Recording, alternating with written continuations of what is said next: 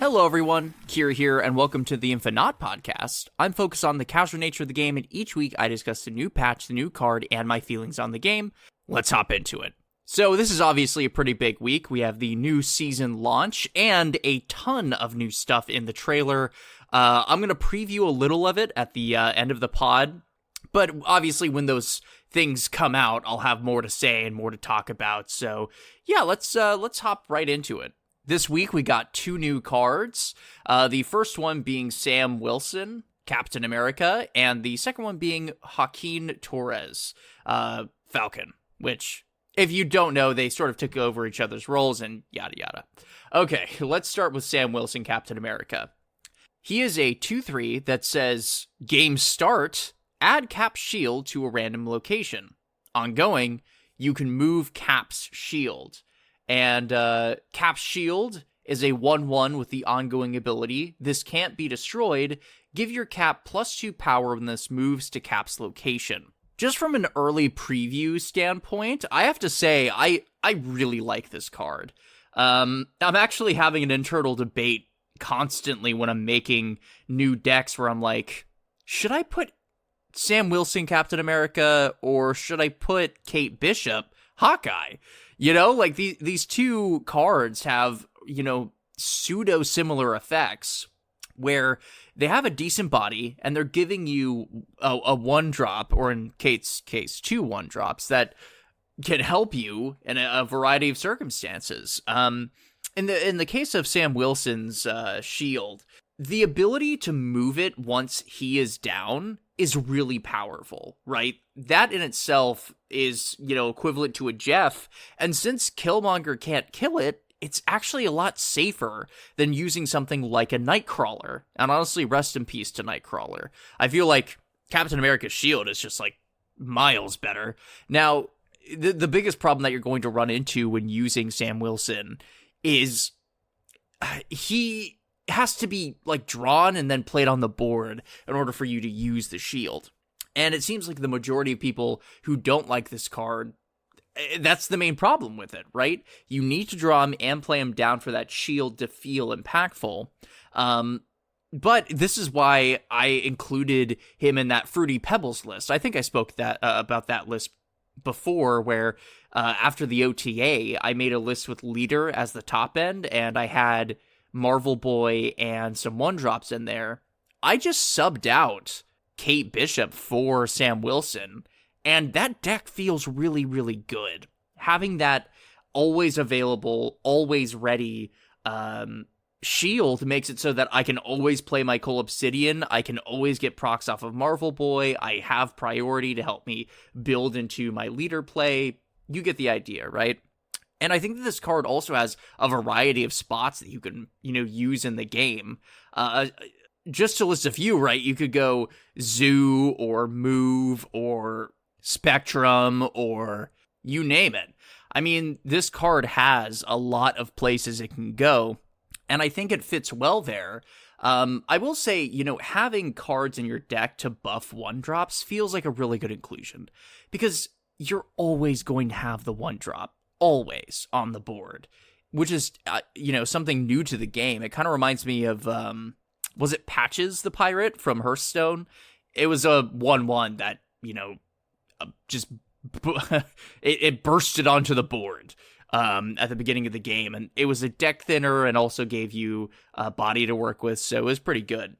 But I feel like it's something similar here where, having turn 1 priority, assuming that your opponent doesn't also have the shield, is just really, really cool. I think it's unique. So yeah, I'm loving this card. I have to say, really impressed with it so far, and I'm going to try to squeeze it into more decks, but it has its flaws, and I certainly would say, I don't think it's the best season pass card that we've ever seen.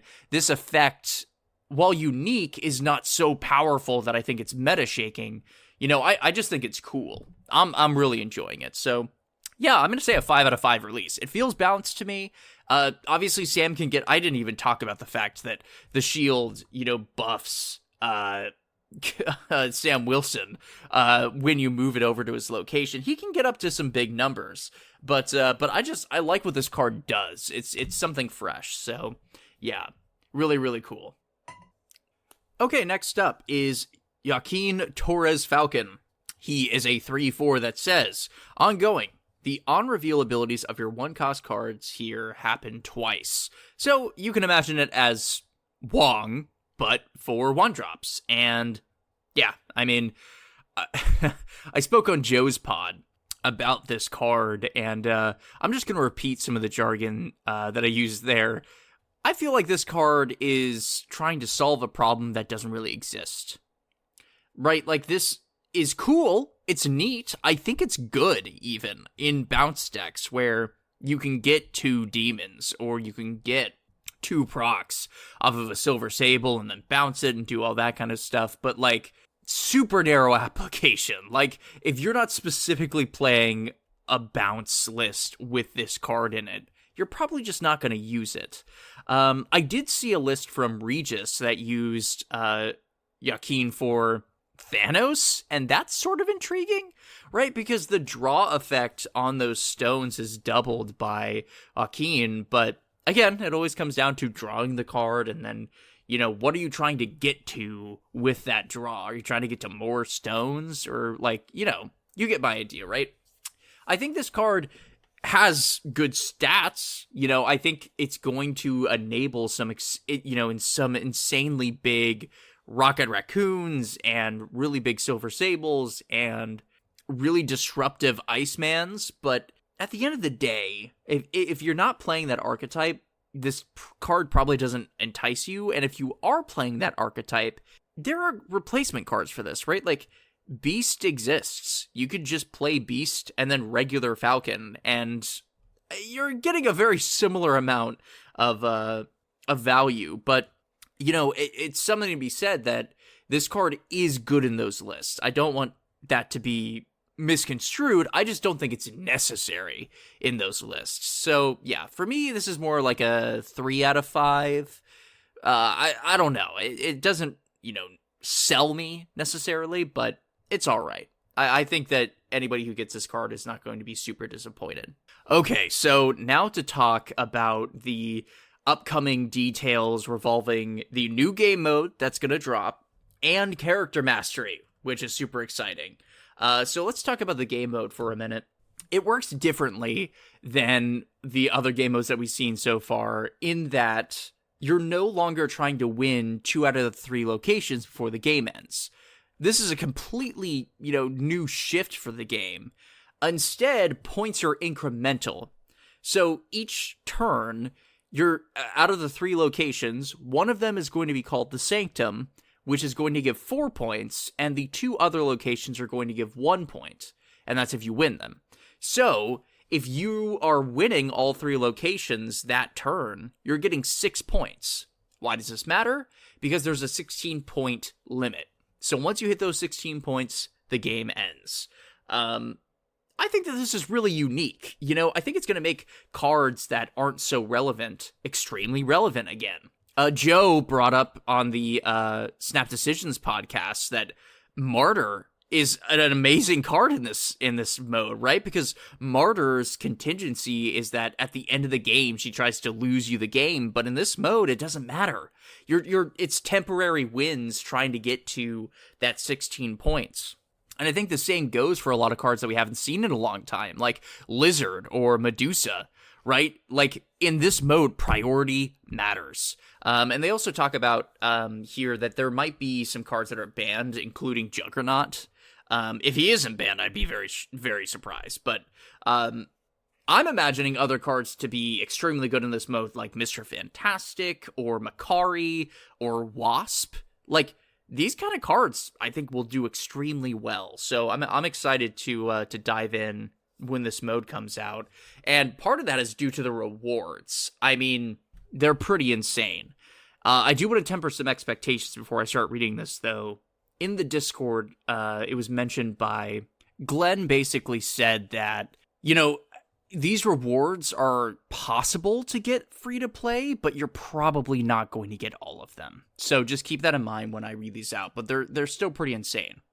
The first thing is 3 new cards that have been previewed here, and I'll quickly go over those in a minute. But they're the fact that you could get 3 cards out of this mode is nuts, and they're all new cards, so that's insane. And then on top of that, you can get, I think, up to 5 unowned Series 4 and 5 cards, which is insane. That is nuts.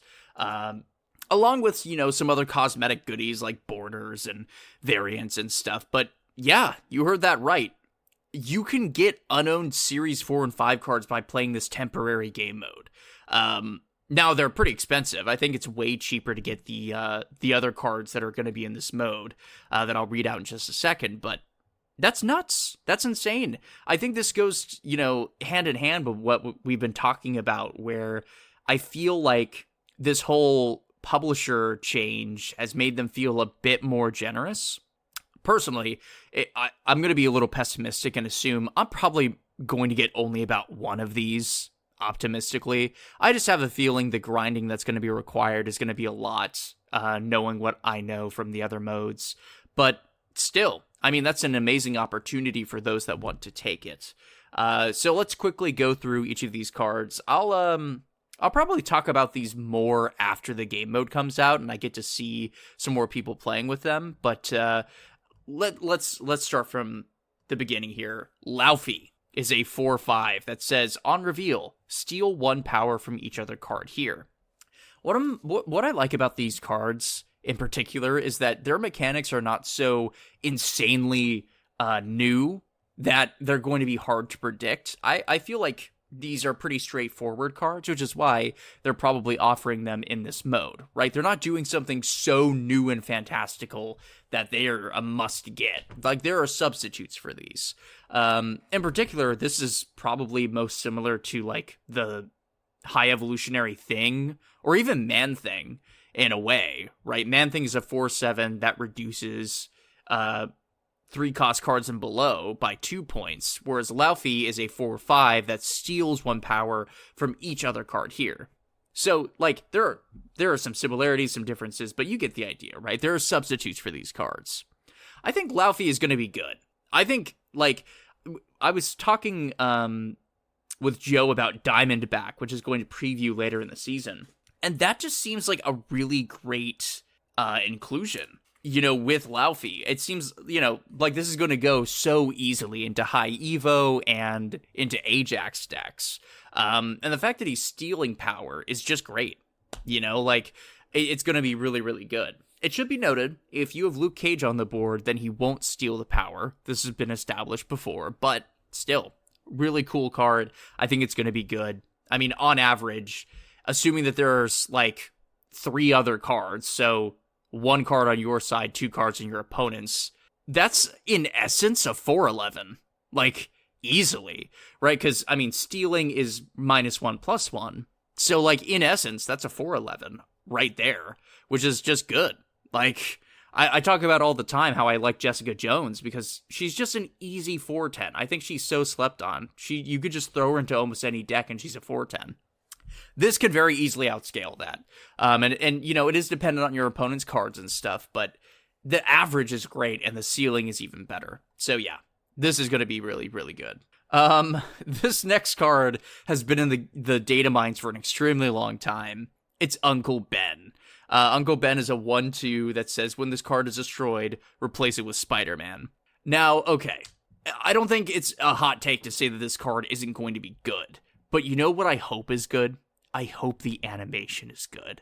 I really, really, really hope that they lean in to Uncle Ben's death here, and when he gets destroyed, he puts up a hand or something, or you see Peter holding him, and then he transforms into Spider-Man. I want a ridiculous animation for this card, because then it would be worth it, Otherwise, if it's just you see a poof of smoke and there's Spider-Man, that would be a little more lame. I hope we get to hear, with great power comes great responsibility. That would make this card worth it to me, but yeah, otherwise it's a meme card. I don't think it's going to be particularly good.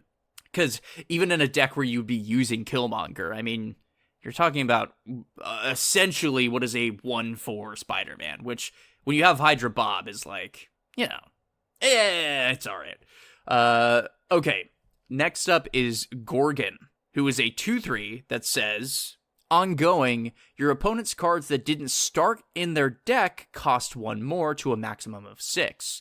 This is very similar to what we have in the game with Sandbar, right? So the easiest comparison I can make for this is like with Mobius, how Mobius is a tech card that shuts down a lot of archetypes, and you want to put him into your deck, but it's just hard to squeeze him in there. Like, it just is. The best place I found for, did I say Morbius? I hope I didn't. Mobius. I put him into a Spectrum deck, and that felt okay. But, like, let's be real, 3/3 sucks as a stat line. 2/3 is better for Gorgon.